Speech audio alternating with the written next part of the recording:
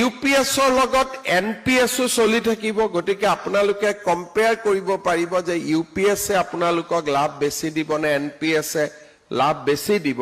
আৰু দুইটাৰ যিকোনো এটা পেনশন স্কিমত আপোনালোকে সোমাব পাৰিব চৰকাৰী কৰ্মচাৰীসকলৰ বাবে জনাব বিচাৰিছো এটা জৰুৰী আপডেট এনপিএছ ইউপিএছ ইয়াৰ ভিতৰত কোনটো বাছনি কৰিব কৰ্মচাৰীসকলে সেই সন্দৰ্ভত আমাৰ আজিৰ এই প্ৰতিবেদন সবিশেষ জানিবৰ বাবে ভিডিঅ'টো প্ৰথমৰ পৰা শেষলৈকে চাই থাকিব প্ৰথমে জনাব বিচাৰিছো এনপিএছ ইউপিএছৰ বৈশিষ্ট্যসমূহ ৰাষ্ট্ৰীয় পেন্সন আঁচনি এনপিএছ আৰু একীকৃত পেন্সন আঁচনি ইউপিএছৰ বৈশিষ্ট্যসমূহ এনেধৰণৰ চৰকাৰী অৱদানৰ ক্ষেত্ৰত অসমৰ কৰ্মচাৰীসকলৰ এনপিএছত অৱদান দিয়ে 14%,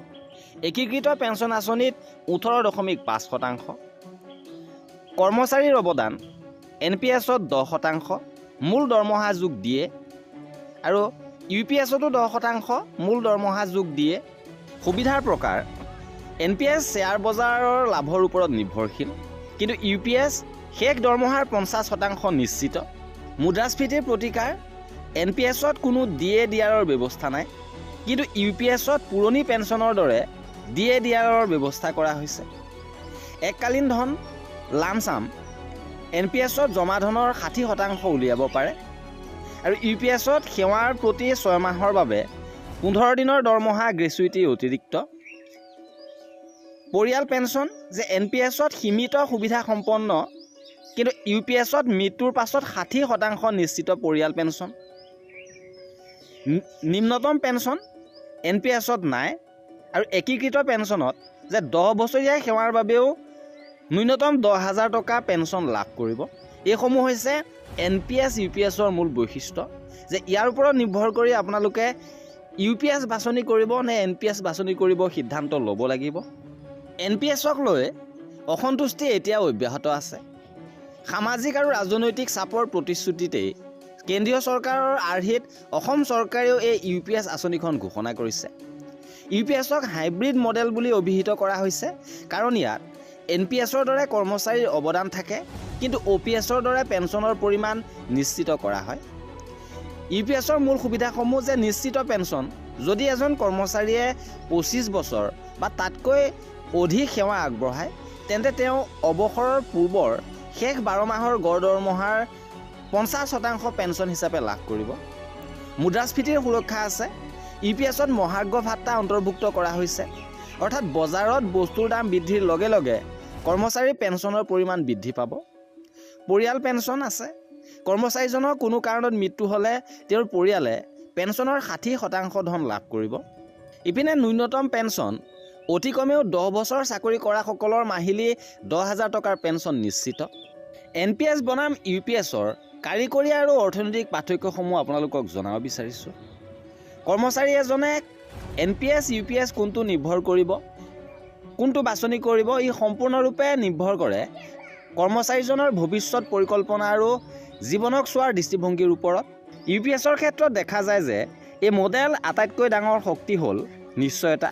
বিশেষকৈ অসমৰ দৰে ঠাইত য'ত সৰ্বসাধাৰণৰ বাবে বিকল্প উপাৰ্জনৰ পথ তেনেই সীমিত তাত এজন চৰকাৰী কৰ্মচাৰীৰ বাবে ই এক ডাঙৰ আশীৰ্বাদ ই এক প্ৰকাৰৰ মানসিক শান্তিও কাৰণ অৱসৰৰ পাছত মাহেকত কিমান টকা হাতলৈ আহিব সেই আগতীয়াকৈ জানিব পাৰিব আনহাতে এনপিএছ হ'ল নতুন প্ৰজন্মৰ বাবে সম্ভাৱনাৰ থল ইয়াত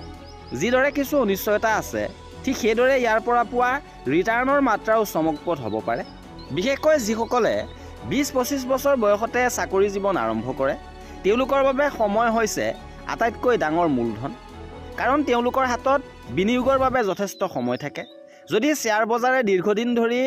12 পৰা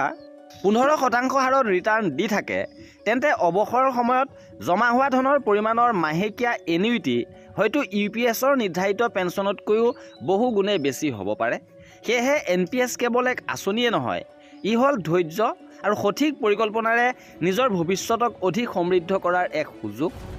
ভৱিষ্যতৰ পথ আপুনি কি বাছি ল'ব কাৰ বাবে ইউপিএছ ভাল হ'ব যিসকলৰ চাকৰিৰ ম্যাদ 10 পৰা 20 বছৰ বাকী আছে যিসকলে বজাৰৰ উত্থান পতনতকৈ নিৰাপত্তাক অগ্ৰাধিকাৰ দিয়ে যিসকলে বিচাৰে যে তেওঁলোকৰ মৃত্যুৰ পাছত পৰিয়ালে এক নিশ্চিত আৰ্থিক সুৰক্ষা পাওক, সেইসকলৰ বাবে UPS ভাল হ'ব। আনহাতে NPS কাৰ বাবে ভাল হ'ব পাৰে? যিসকলে অতি কম বয়সত চাকৰিত সোমাইছে, 30-35 বছৰ সেৱা বাকী আছে, যিসকলৰ শ্বেয়াৰ বজাৰ আৰু মিউচুৱেল ফাণ্ডৰ ওপৰত গভীৰ আস্থা আছে, যিসকলে অৱসৰৰ সময়ত হাতত থকা বৃহৎ পৰিমাণৰ নগদ ধন বিচাৰে। অসম চৰকাৰৰ UPS গ্ৰহণৰ সিদ্ধান্ত ৰাজ্যৰ লাখ লাখ কৰ্মচাৰীৰ মাজত এক নতুন চৰ্চাৰ বিষয়। এক বস্তুনিষ্ঠ বিশ্লেষণ কৰিলে দেখা যায় যে এই আঁচনিত চৰকাৰী অৱদান বৃদ্ধি কৰা হৈছে যদিও কৰ্মচাৰীৰ নিজা 10% অৱদান এতিয়াও বাহাল আছে, যিটো পুৰণি পেঞ্চন আঁচনিৰ তুলনাত এক লক্ষণীয় পাৰ্থক্য। NPSৰ অনিশ্চিত বজাৰৰ বিপৰীতে UPSে এক স্থিৰ পেঞ্চনৰ কাঠামো আগবঢ়াইছে। অৱশ্যে ইয়াৰ লাভ লোকচানৰ হিচাপটো সম্পূৰ্ণৰূপে নিৰ্ভৰ কৰিব এজন কৰ্মচাৰীৰ নিজ প্ৰয়োজনীয়তাৰ ওপৰত। জীৱনৰ 30-35 বছৰ চাকৰি সেৱাত উচৰ্গা কৰাৰ পাছত অৱসৰকালীন সুৰক্ষা নিশ্চিত কৰাটো চৰকাৰৰ এক সামাজিক আৰু নৈতিক দায়িত্ব। এতিয়া প্ৰশ্ন হয়, নিশ্চিত মাহেকীয়া আয় নে দীৰ্ঘম্যাদী বিনিয়োগৰ সম্ভাৱনা, কৰ্মচাৰীৰ বাবে কোনটো অধিক ফলপ্ৰসূ? ইয়াৰ উত্তৰত ক'ব পাৰি যে সময় আৰু ব্যক্তিগত প্ৰয়োজনৰ মাপকাঠিয়েহে নিৰূপণ কৰিব এজন কৰ্মচাৰীৰ বাবে প্ৰকৃততে কোনটো মডেল অধিক লাভজনক হ'ব। আৰু এয়াই আছিল আমাৰ আজিৰ ভিডিঅ'টো। কৰ্মচাৰীসকলৰ সকলো খবৰ পাই থাকিবৰ বাবে আমাৰ চেনেলটো ছাবস্ক্ৰাইব কৰি ৰাখিব। ভিডিঅ'টো শেষৰলৈকে চোৱাৰ বাবে বহুত ধন্যবাদ।